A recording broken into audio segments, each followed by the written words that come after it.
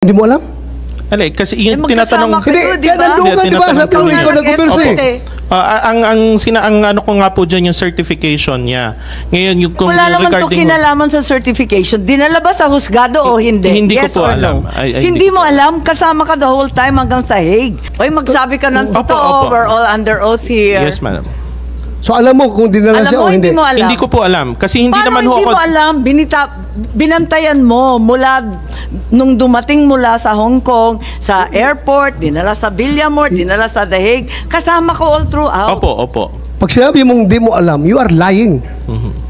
You are lying. Advice sa Ambassador Lacanilao that, alam mo, kami dito, hindi kami nagsasite in contempt porque ayaw namin yung sagot mo. Hindi po namin ugali yan dito. Kaya huwag kang maglala, hindi kita cite in contempt.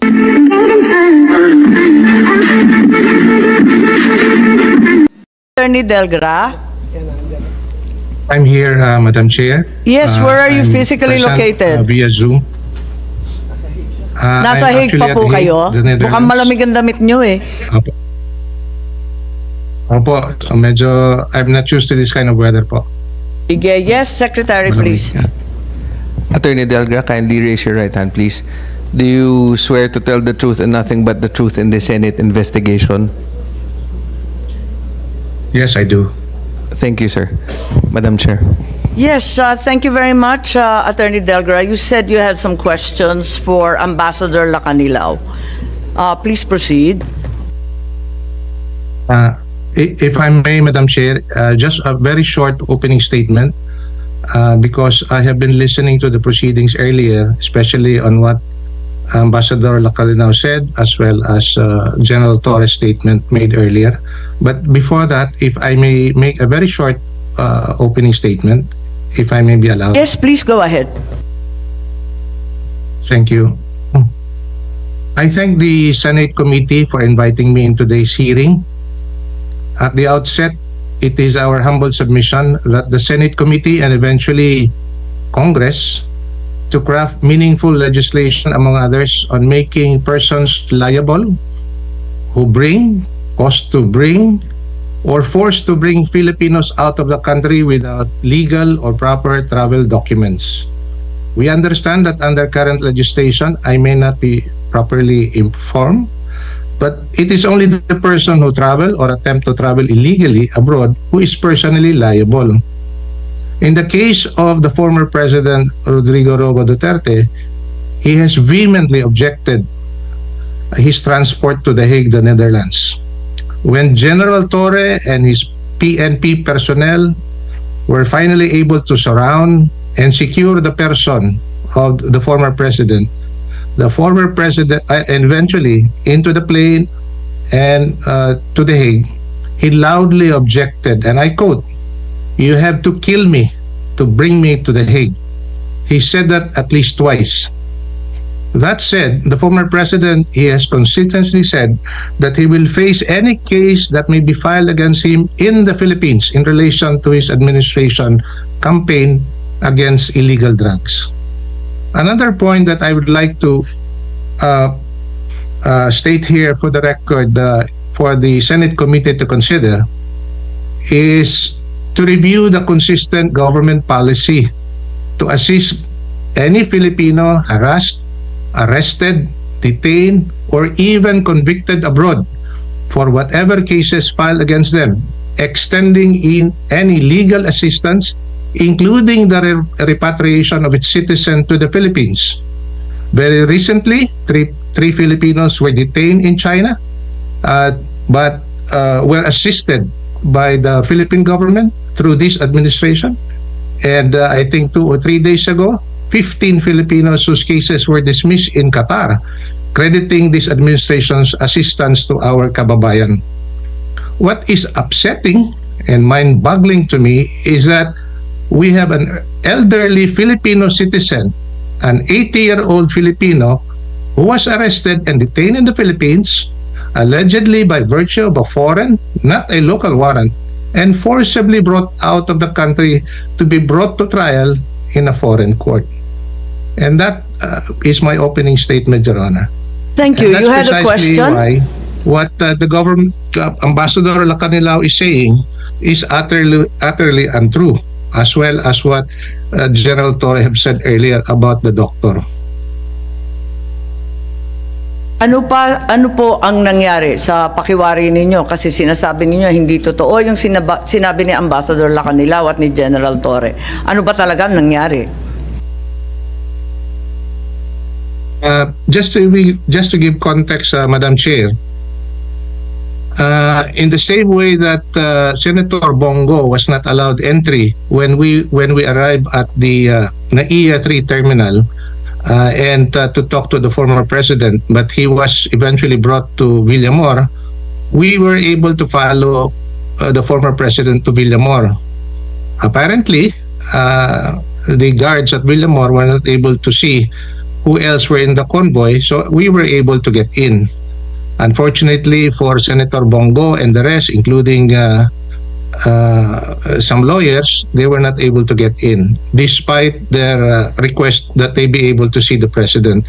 That said, I was there all throughout the day until the time he left in the evening. And Ambassador Lacanilao was there as well inside the Villamor Air Base. So as to the question number 8 of that information on the surrender and transfer of the detained person referring to the former president, hindi naman po masabi. Let's take away the certification mentioned by the DOJ, because he has personal knowledge of the fact that the former president was never transferred or brought to a national competent judicial authority in the Philippines. So he knows it for a fact. He does not have to wait for a DOJ certification to answer the question asked of him by an ICC representative. Tama naman. The matter Ambassador Lacanilao, gusto niyong Yes. sagutin kasi nandun ka mula pa sa eroplano hanggang sa The Hague, 2 days after pa. Pwede niyong sagutin yung tinatanong ni Ambassador Delgra. Alam mo naman hindi mo kailangan ng certification, di ka naman kinakailangan mag-antay pa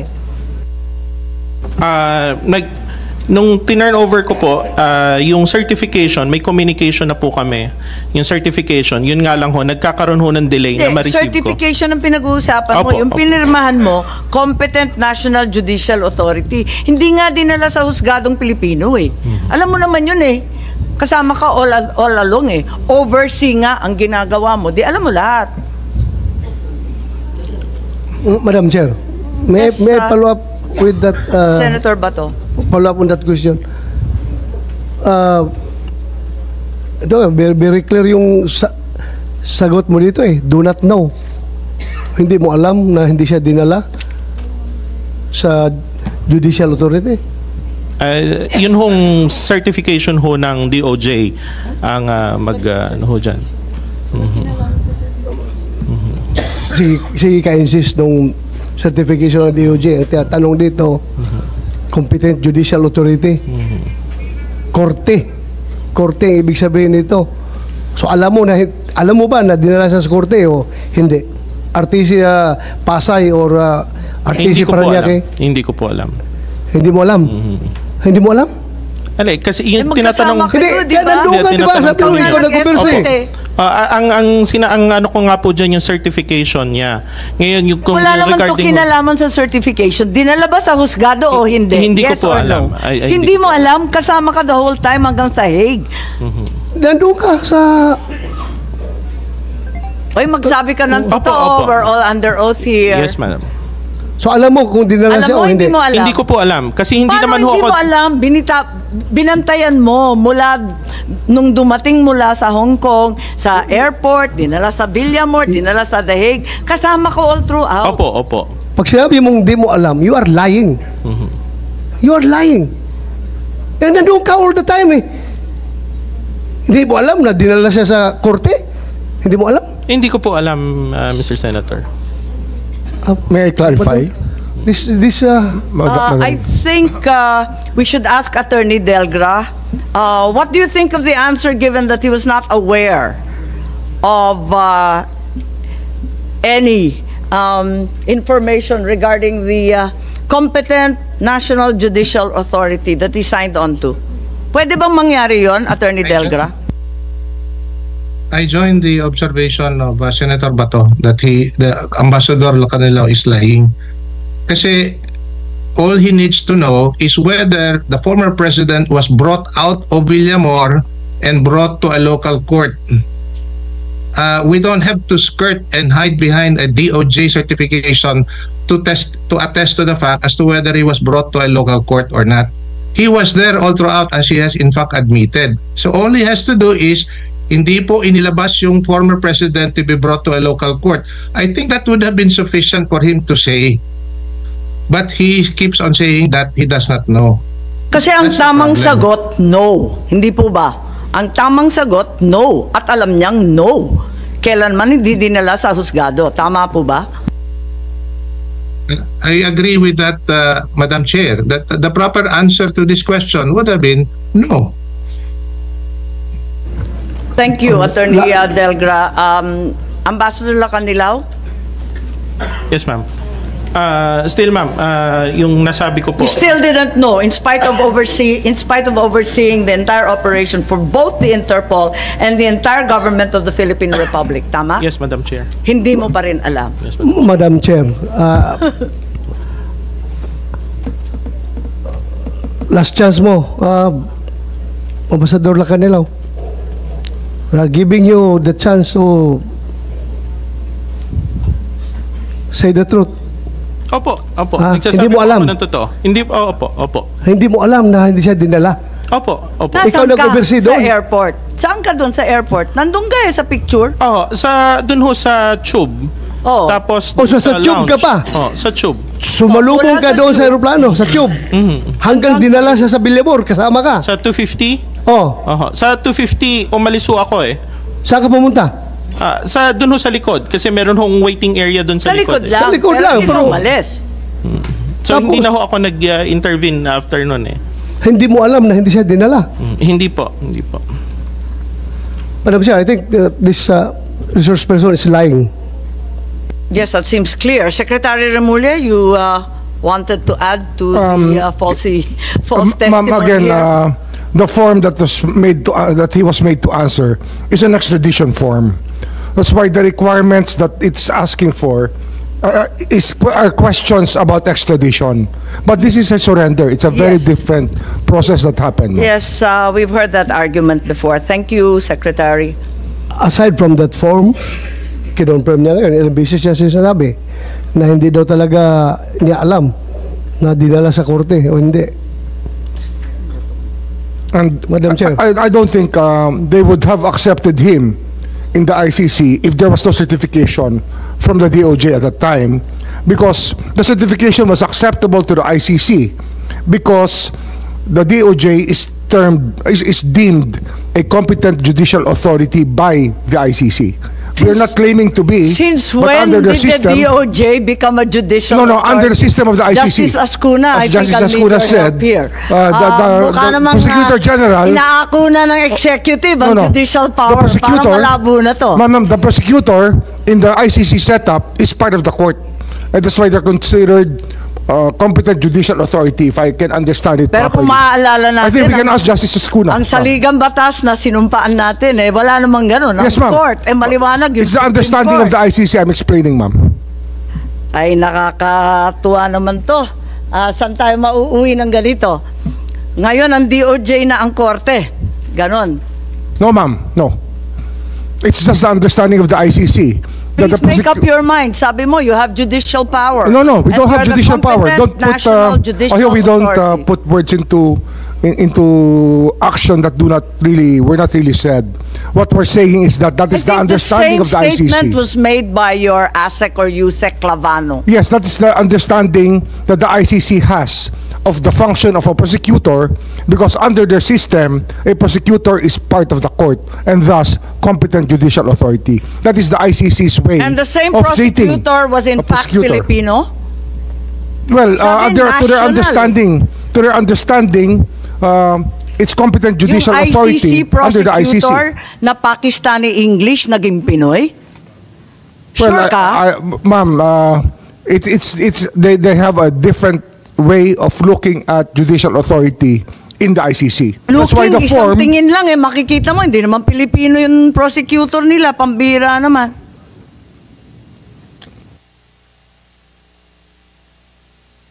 Madam Chair, I just would like to advise Ambassador Lacanilao that, alam mo, kami dito, hindi kami nagsasite in contempt porque ayaw namin yung sagot mo. Hindi po namin ugali yan dito. Kaya huwag ka maglala, hindi kita cite in contempt. Hindi ako magmumosyon. Hindi ako magmumosyon na cite in contempt ka. Fair kami dito lumaban. Fair ang labanan dito. At hindi po kami mag-abuso sa aming power. Huwag ka maglala. Gusto ko lang. Kaya pinaulit-ulit ko. Kasi gusto ko lang talaga na magsabi ka ng totoo. Pero kung yun ang totoo as far as you are concerned, then okay lang sa akin yun. Sige lang. But hindi po kami abusado dito ha, na ikakontempt ka kahit porque hindi ko gusto yung sagot mo. Thank you, Madam Chair. Maraming salamat, nagtitiisan tayo. Si Asik Miko Clavano, sinabi nung March 13, ang naging role namin ay National Competent Judicial Authority to attest na lahat ng proper processes ay ginawa. Paano naman nangyari yun? That's a certification that we made, which was acceptable to the ICC, because under their system, the prosecutor general is part of the court, or the main Part of the prosecutor. ICC, but of the it's ICC hardly court. a Filipino court. It's hardly a national court, Secretary. It's an equivalent to them. For them, it's equivalent. That's why they accepted. If they accepted the turnover of the Equivalent is not president, the same po. it's not the same. But it was acceptable to them because that's how their system works. Okay. Let's now delve deeper into the circumstances surrounding the arrest. I give up Pikes falsehood upon falsehood. General Torre, when were you assigned as the head of the CIDG? Dahil naalala ko, inaresto po ninyo si Pastor Kibuloy, August 24, tapos na-promote kayo. Pero by the way, congratulations, na-promote pala kayo. Wala pang isang buwan, na-promote kayo ulit. At napunta kayo sa CIDG 2024, di po ba? Isang buwan after the Kibuloy arrest, tama po ba? Yes, ma'am. And you were assigned to the CIDG specifically. What would you say are the main mandates of the CIDG? Anong mission nito? We're the lead investigating unit of the PNP on matters delving on major crimes and those involving economic sabotage and other sensational cases that may be assigned by the Chief of the Philippine National Police. So, to reiterate, it's monitoring, investigation, and prosecution of all crimes related to economic sabotage and other crimes of such magnitude to the extent that they're commissioned by highly placed or professional criminal syndicates are involved. Tama po ba yun? Yes, ma'am. That is your mission. in That's the fact. general mission, ma'am. Yes. And part of the CID mission as well is to investigate major violations of the revised penal code, right? Yes, ma'am. Okay, so the CIDG is largely the elite investigation arm of the PNP, is that correct? Yes, ma'am. Criminal Investigation and Detection Group, tama? Yes, ma'am. Kung ganon, yung pag-aaresto ng high-profile persons katulad ni PRRD, kasama sa core function ninyo, investigasyon pa rin ba yun? Implementation of warrants is part of the CIDG's mandate, ma'am. Yes, but it's the after effect. It's not the core function. Bakit kayo naging lead?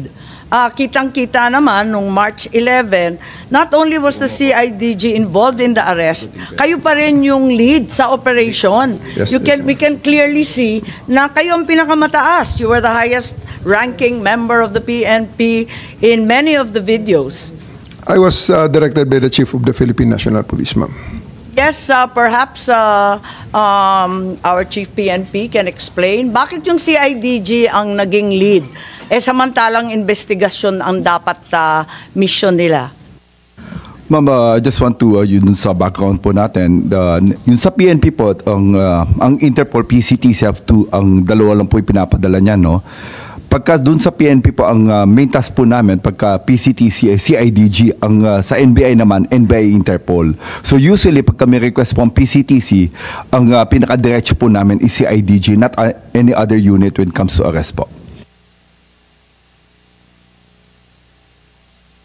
Pero you had the choice, ano? Madam Chair. Hindi naman lagi si IDG nag-aaresto nitong mga high-profile personalities. Wala naman akong nakikitang si IDG sa TV pag nakikita yung iba't ibang krimen. Hindi naman lagi sila eh. Ma'am, when it comes to the request of the PCTC, ang tasking po is always sa CIDG po. Yun po yung ano natin sa Ang PCTC. binanggit ni Executive Director ay yung NBI. Wala siyang binanggit na CIDG. Ma'am, when it comes to the PNP, ang PNP po, ang automatic po namin, it's from me, I always task the CIDG po when it comes to Interpol matters po. So it's in fact your choice. General Torre is a trusted and competent general, and that's the reason you chose him. No, that's for me, it's always the CIDG when it comes to yung mga national po ng, ano po, ng huli po. Yes, Senator Bato, please. Thank you, Madam Chair. General Marbel, kung si General Torre ang pinapa-operate mo doon, ibig bang sabihin na lahat ng actions niya, lahat ng ginawa niya ay sanction mo? Opo, it's under po ng Philippine National Police po yan.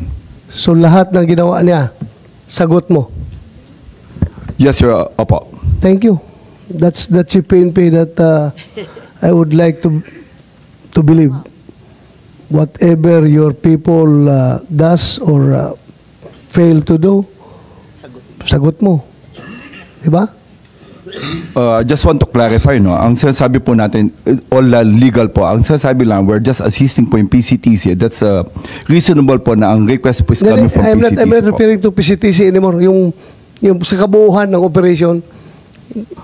Dito po sa Philippine National Police, lahat po ng action ng Philippine National under po sa atin, it's all legal po. When it comes to illegal, meron naman po kami mga ginagawa po dyan. Hindi ko na sinabi illegal.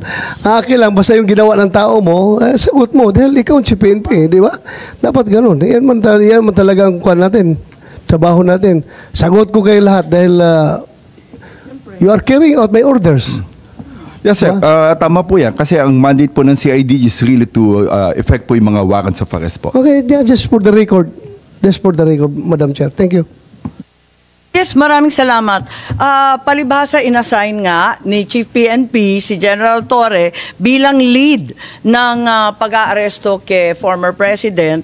Masasabi ba natin na yung aresto ni PRRD ay CIDG operation? It's a PCTC operation, ma'am, requested to the Philippine National Police. Pero kayo ang lead, so ikaw ang masasabi natin. Kitang-kita naman doon sa video, kayo nagmamando, sangkatutak yung pulis, pero kayo yung pinakamatasang rango. Pagkatapos, talagang CIDG operation ng labas. Tama ba yun? Sa level, ma'am, ng implementation ng orders, pagbigay ng mission, that is led by me, supported by the other units of the Philippine National Police as directed by the Chief of the Philippine National Police. That's right, but I did not see any other higher-ranking generals than you. You were the only one there. You were clearly the one leading the pack and determining what would happen next. Baka hindi lang siguro, ma'am, na nakikita ang ibang high-ranking officers doon sapagkat nakamix na sinabi mo nga, Nick, na you said that well, sir, ako ang pinakamataas dito. Yes, sir. I'm two-star, di ba? Yes, sir. Oh, so you stick to that. Pero meron, sir, mga matataas na official doon, pero sir. ikaw, At together with me, sir, Sino na mas mataas sa'yo at nagmamando? Wala naman kasi kaming narinig. Ikaw lang ang nandun. Wala namang masama kung ikaw ang inassign. Di syempre, gagampanan mo, di ba? we are under the direction of the Chief PNP. He was there personally. Ang pag-implement lang, sir, ng actual arrest ay ang aking ginawa, and I operated under that direction to ensure the proper service of the warrant, the observation of the law, protection of the arrested person, and ensuring his safe delivery Okay lang. sa kung saan man siya pinapadala sa akin. So ma'am. simple lang. Was it a CIDG operation? Yes or no lang po? Para No, maliwanag ma'am. na. That's a PNP operation. CIDG bahagi naman ng PNP, pero sa dinami-dami ng division, sa dinami-dami ng pangkat sa PNP, CIDG ang pinili ng Chief PNP na maglulunsad nito. Tama po ba? That is an operation, composite operation. That is an operation headed by a composite team of the PNP led by the director of the CIDG, ma'am. So, who gave the orders to have President Duterte transported to The Hague? Sino nagbigay sa'yo ng order? Sir, my order is to serve, the order that I received from the Chief of the Philippine National Police is to serve the warrant and ensure his delivery to the 250th Wing, to the team that will deliver him to The Hague. On the nuances of the higher authorities, I may not be privy to that information. Okay, hanggang doon lang sa 250. Sino nagpadala sa kanya sa aeroplano? Nagpasakay sa aeroplano? The order for me, sir, is to deliver him to the team that will deliver him to The Hague. And Sinong team na yun? Na-establish naman natin, sir, that it is done by the Interpol. Interpol? Sinong Interpol doon?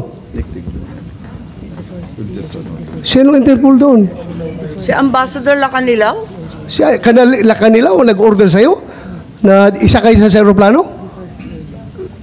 Sir, I think we have already established. Yung order ko is for me to deliver him to the 250th Wing and deliver him to the team. Okay, at assist the nandun na team. siya sa 250th Wing. Ngayon, pinilit mo siyang ilabas. Nakita ko pa yung matanda, humawak sa lamisa. Ayaw siya magpadala sa'yo. Ayaw niyang sumakay sa aeroplano. Sino nag-order sa'yo na isakay siya sa aeroplano? Sino nag-order sa'yo? Can I defer the questions, sir? The answer to the questions to the SOJ, considering that I have a team you of are the the PG one there. there. Wala si SOJ doon. Ikaw ang nagkarga sa kanya sa aeroplano. Kaya tinatanong kita, who gave you the order? Still, sir, I take my orders from the Chief of the Philippine National Police. So, Chief PNP, you give the order to have former President Duterte board the plane? Ma'am, I think that from the very beginning, the DOJ's advice was sought on every step of the way. Yes, sir. We gave the clearance to serve the warrant Yes, sir. of arrest. I am asking them because they are on the ground. Sila ang nag-implement doon. Kaya, Chief PNP, you give the order to the CIDG? The order of to the CID is really to assist the PCTC when it comes to arrest po. So, sino nagbigay ng order kay General Torre na ipasakay sa aeroplano? It's always the guidance that ang ano po namin is really to assist ang PCTC po. Kaya nga, PCTC. PCTC Were you the kayo? one who ordered the boarding of President Duterte sa aeroplano? Yes, General Alcantara, please.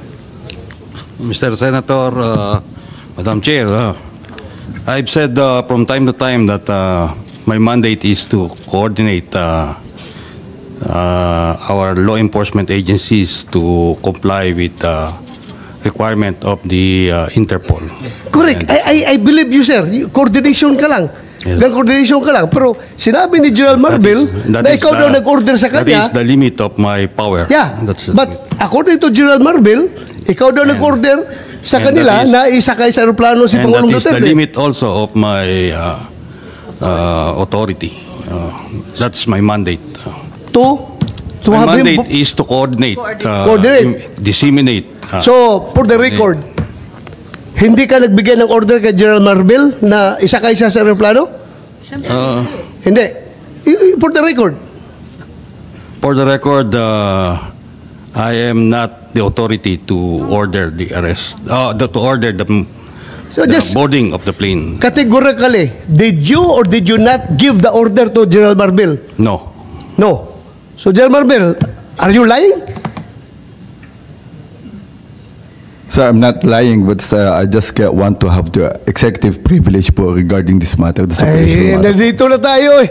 Executive privilege ka dyan. Bakit naging executive privilege? Kanina bigla? sinabi mo, PCTC ang nagbigay ng order. Ngayon, mag-executive privilege ka. Kung sino-sino na tinuro mo. That's why we didn't want to attend the last hearing because this is what we were expecting, ma'am. We didn't want to be bullied into a No, position. we're not bullying you, sir. Nobody's bullying. We're not I bullying think you, that sir. we're not bullying, sir. You're trying to make people admit something that they will not admit. Well, And executive no, we're privilege is a trying to valid derive excuse information. not to answer any Secretary question. President Remulla. Duterte is already at the Hague. Tapos na We are ang asking boxing. kung sino nagpadala doon sa kanya. Sino Yun ang tanong We're natin. trying to understand every step of As the I said way. earlier, everything was cleared with the DOJ. We are not bullying you, sir. Ha? We want the truth. That's why if we So, try sir- to make a person admit something that should not be admitted, it means that there is something more to it, which is the clearance given by the DOJ was probably the most important part of it, to serve the warrant of arrest and to surrender the person under the law. I'm sorry, Secretary Remulla. I recall that General Torre, nagbigay siya ng interview na sinabi niya, bigyan lang ako ng eroplano. Ako nang bahala dyan. Tama po ba?